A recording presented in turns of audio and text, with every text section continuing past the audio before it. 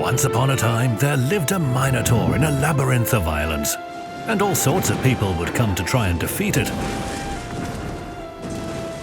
I'm kidding, my friend. We're not here to tell fairy tales. Our show is different. We have seas of fire, waterfalls of shells, squalls of torpedoes, and the most intense naval action there is. It's Sea Smackdown time.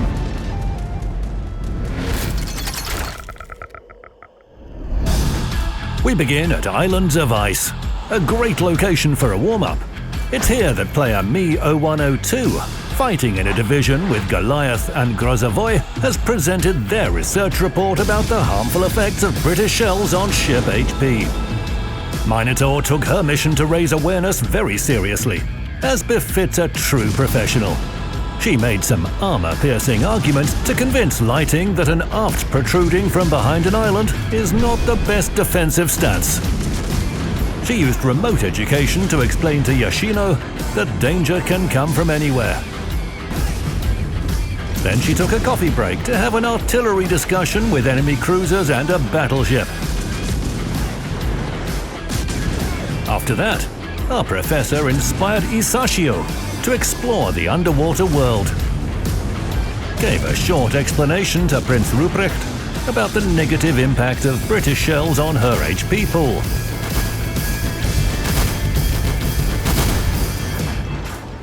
Proved again the credibility of her scientific theories to Tirpitz, although the latter, together with Monarch and Salem, needed a lot of persuasion.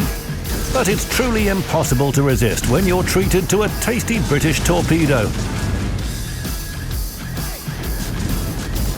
Minotaur's skillful artillery fire closed the deal. As for Salem, she was an easy target.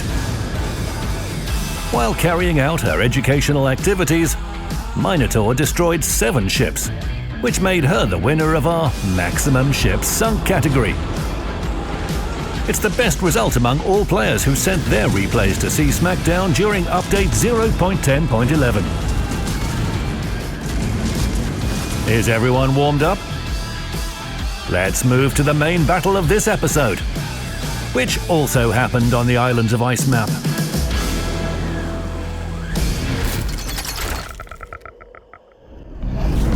What's the most important thing about any game? Enjoying the process, of course. Otherwise, why play at all?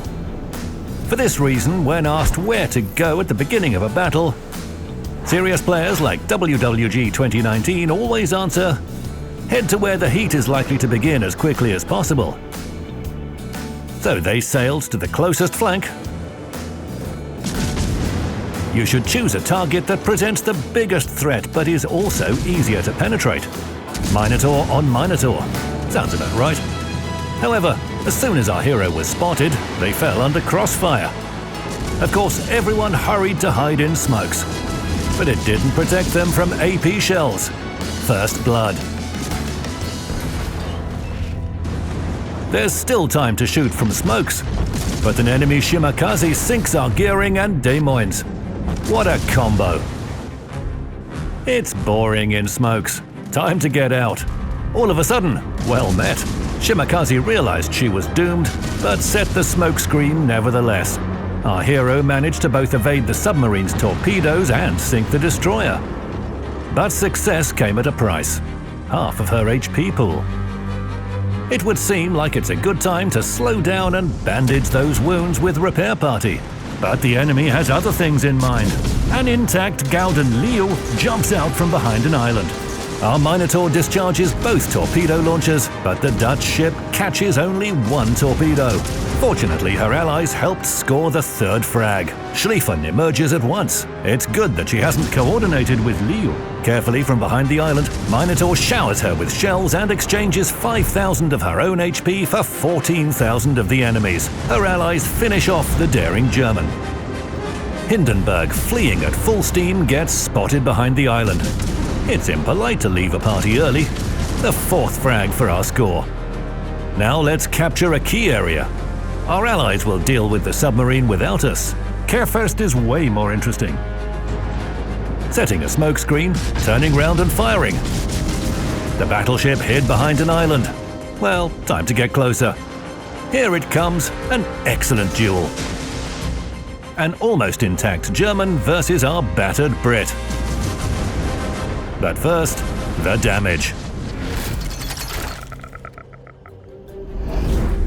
To be exact, the winner of the maximum damage dealt category, a player with a self-explanatory nickname, Torpedo Dead, managed to score over 300,000 damage in a ranked battle.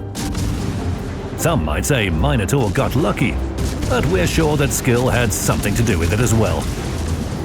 Not only did the Brit play without smoke generator, but she also spent most of the battle in the F7 sector on the north map. Once they reached the position, our hero robbed super battleship Satsuma of almost 90,000 HP and scored 10 Citadel hits on Moskva, which had hospitably turned her side to welcome a couple of armor-piercing salvos. Kremlin appeared after the heavy cruiser, but the battleship considered Minotaur to be an unworthy opponent and disappeared behind an island. Our Brit wasn't sad about this because Satsuma followed Kremlin's route.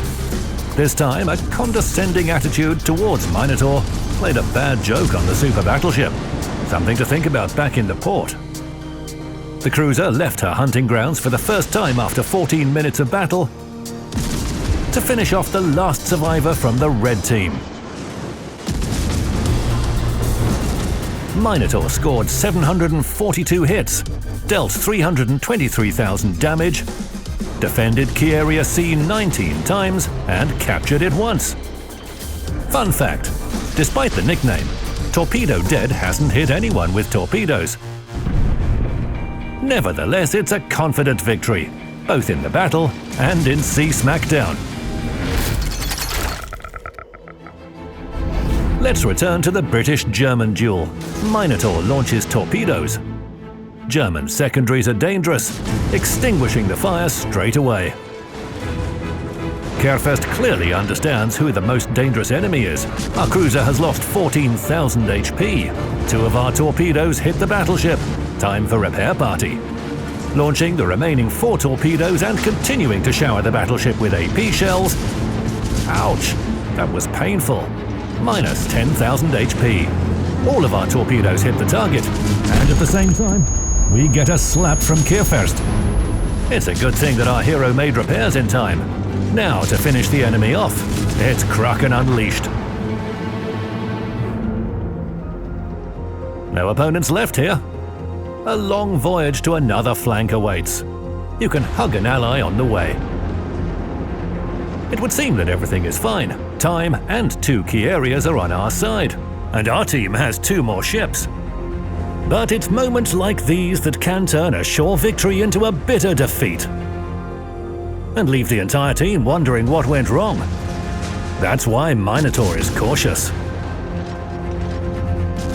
Firing only from smokes or from behind an island, another Kerfest loses her HP little by little. All of a sudden, an enemy Montana lands a hit on us. She followed our tracers and fired blindly, but took 4,000 HP away. Minotaur is lucky to still be alive. Meanwhile, Allied Yu Yang sank Kerfest and seriously damaged Stalingrad, which was then finished off by our teammates. On the downside, our Yamato sinks. Moreover, Thunderer destroys our Petropavlovsk. Caution is now more important than ever. Firing a little at Thunderer and hiding behind an island. The enemy Montana suddenly launches fighters. Our hero is spotted. Thunderer fires and...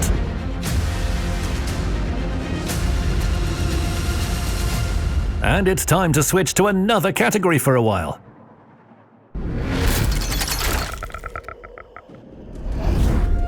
Here we have 2 battles at once.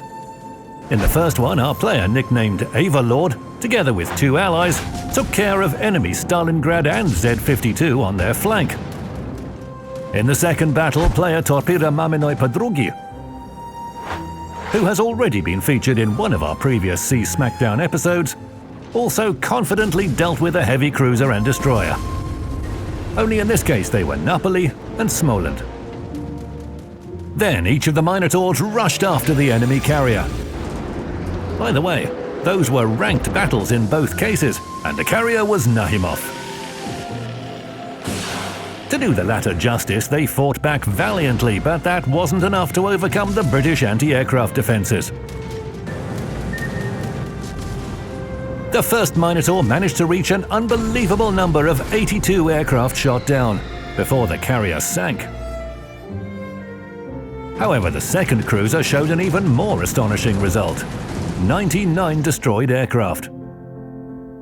Excellent performance and well-deserved victories in the maximum aircraft destroyed category.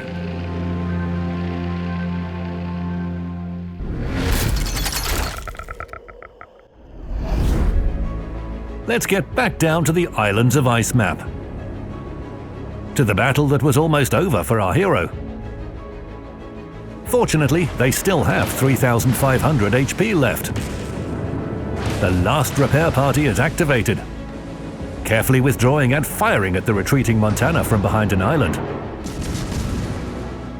Setting a smokescreen and focusing on Thunderer. The enemy tries to pinpoint us by our tracers, but without luck, and our hero confidently destroys the battleship. As for Montana, she became the 7th frag, the final and completely deserved trophy.